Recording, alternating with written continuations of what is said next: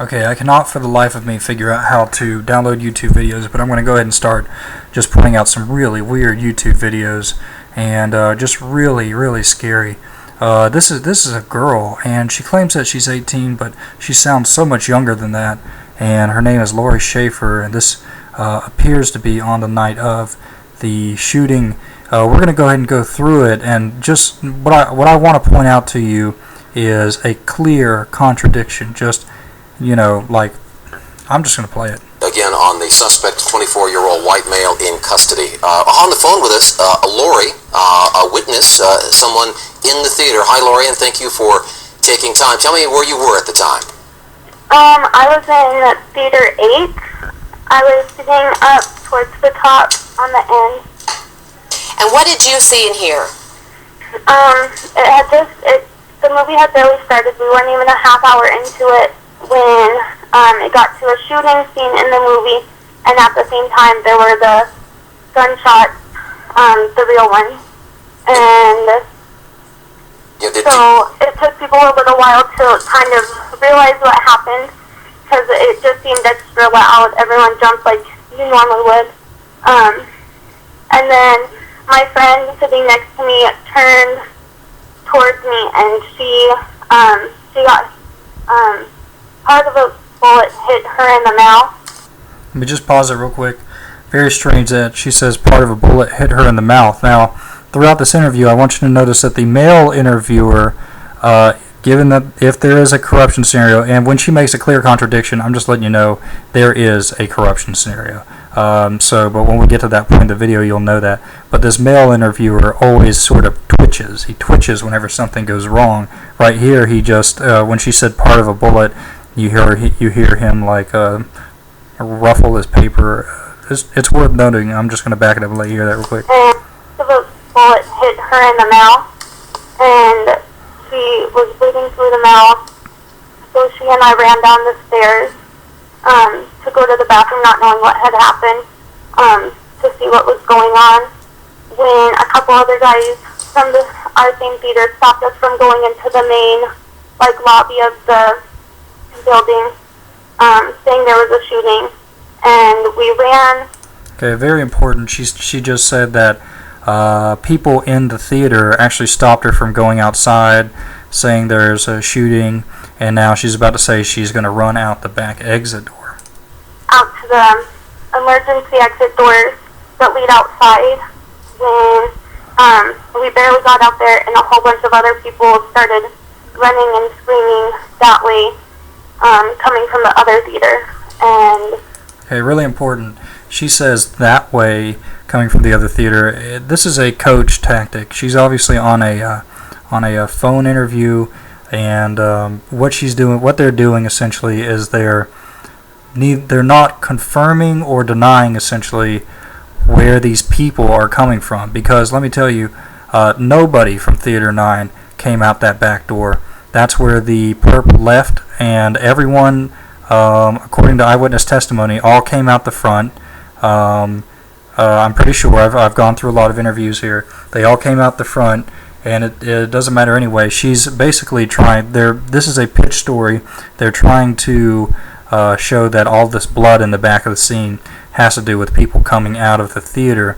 The only just from the blood trail and everything, these are people going into the theater. That's why she's talking about her friend who has a wounded mouth. Either way, she's going to just absolutely ditch this story and tell the truth in just a little bit. And I'm going to go ahead and just push play, and you can hear that. People were bleeding and couldn't walk from being hit. Oh, how scary. And your friend, you said, was hit in the mouth. Is he or she okay? She's okay. I actually knew 2 other people that got hit too, so I know 3 of them. And all of you were in Theater 8, so the shooting happened in Theater 9, and those were bullets that came through the walls? No, it was in Theater 8 and 9. Yeah. 2 of my other friends, they were in Theater 9, and I didn't see them until after. I didn't know they were there. Okay. So you'd gone with a big group, hoping to see the new movie. Yeah, I just went with my sister and my friend that got hit in the mouth. Okay. And Lori, tell me, how old are you? I'm 18. 18. Was your theater packed as well? My theater was very packed. The only row that wasn't almost completely full was the very front one. Yeah. And so when you got out of there, where did you go? Did the police help get you off scene, and did you end up going to Gateway High School? Or?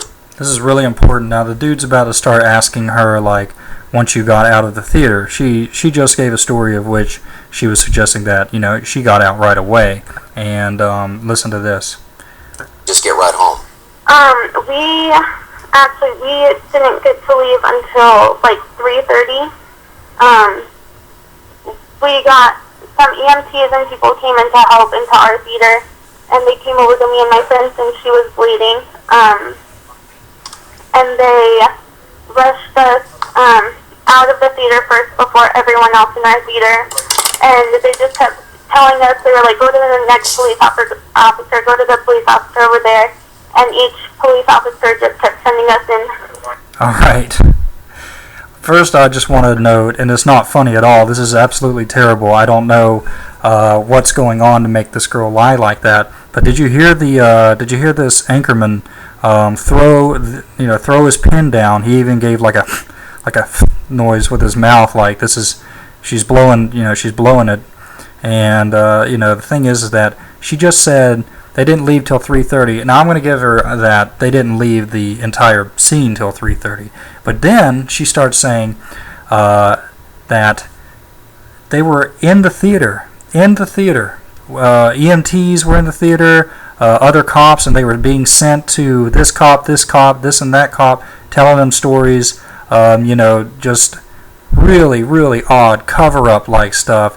But let me point out, let this sink in, please. Please let this sink in, and please share this video.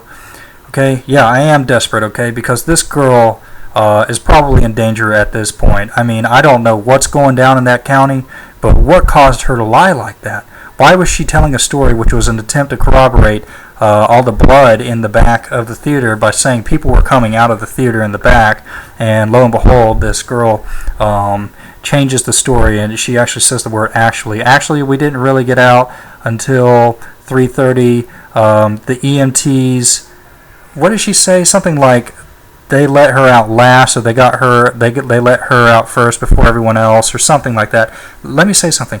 The female reporter is about to come in, and she finds that strange, and she's going to ask about, like, what's going on? The cops kept you in the theater? Like to the next one farther away, until they finally got a little area, just a little bit outside of the theater, where they started lining up and gathering a bunch of the injured people, which is where I saw my other two friends who had been shot. Wow.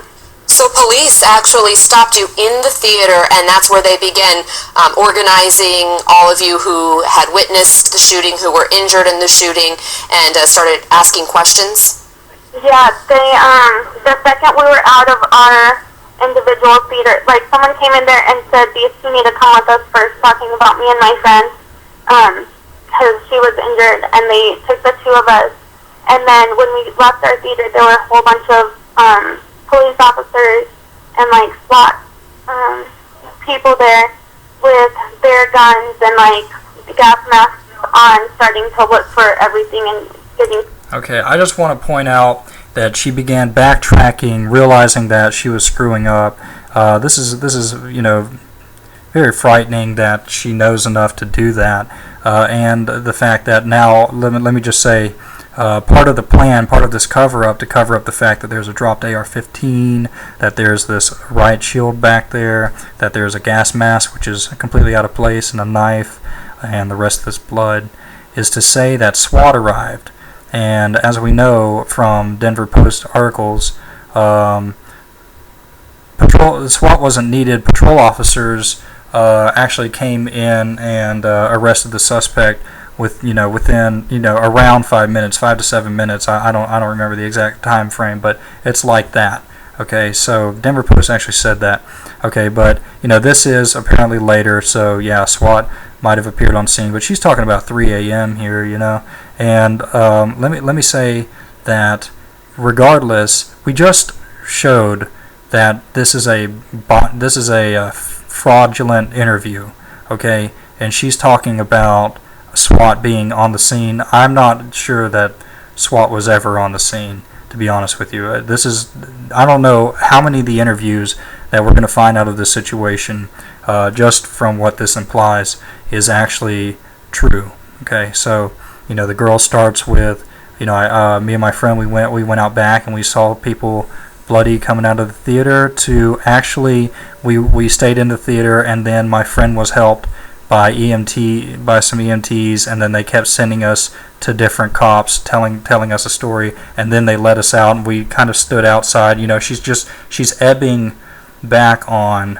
she's trying to make both stories true, equivocating, realizing that she's messing something up. There must be some sort of incentive or threat which is causing her to do this. So let me continue. People out. And what kinds of questions were they asking you? Just what did you see? What did you hear? I mean, the basics, or was it more? Yeah, the basics, asking if we saw the guy, or like where it happened and how it happened, and just everything like that. I would imagine most people in the theater would certainly have no idea what in the world was going on. Tell me again, what went through your mind? Did you just think it was part of a special effect, or what? Okay, so there's the male reporter. I don't know whether to blame people in this sort of situation. However, because who knows what kind of ultimatums they're under. But is he in on it? I would say his frustration level might indicate that, in fact, this is a collaborator, and it's just very chilling, very scary. Let that sink in, please. Let this, cause you to. Let me say this on video. I want you to, during the daytime, during a weekday, I want you to grab your cell phone, and this is so simple. You say 411, you let it go, and then you tell the person your city, your state, your city, whatever, and then I want you to basically just say, I would like to speak to the FBI, and they will connect you to the FBI, and then you say, what I'd like to meet. I'd like to talk about this situation. Well, I think we have a level, some high-level corruption going on in this country. There's a lot of inconsistencies with this Aurora massacre. You can point him to my channel, Thomas Brinkley, or you can just tell him to look up things like there's a second gas mask. There's a blood trail heading into the theater. There's interviews that don't add up. There's interviews that look like they're being blue screened. I'm going to continue to add this sort of stuff. There's probably some more weird things going on in this interview, but I'm going to go ahead and stop it here so it's not an imposing time here. All right.